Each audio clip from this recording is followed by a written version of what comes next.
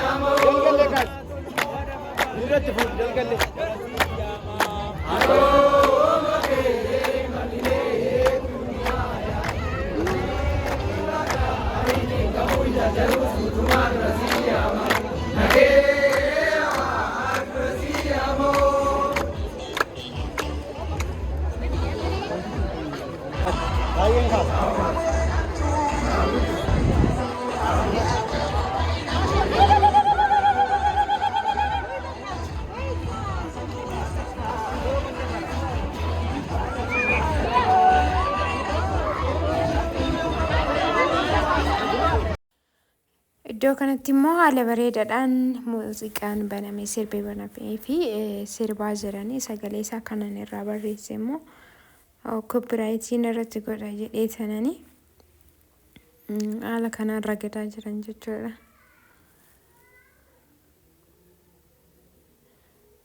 Daawwadhaan gadhumaatitti bakka sirbi jiru yeroo immoo irraan kaasaa bakkee sirbi hin jirre immoo akka dhageeffattan inni isin affeeraa jechuudha. Bakka sagaleedhaan jirutti.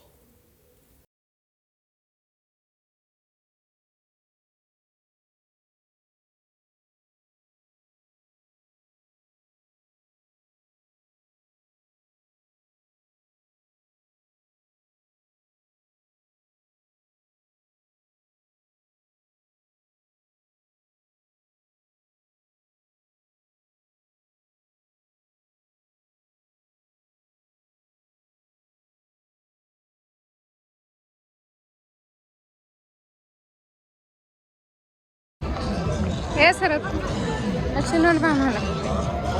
Kau ini warna kan?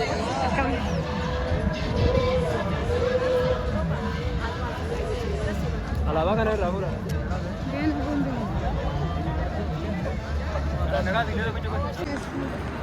Waram, ayana rich bah.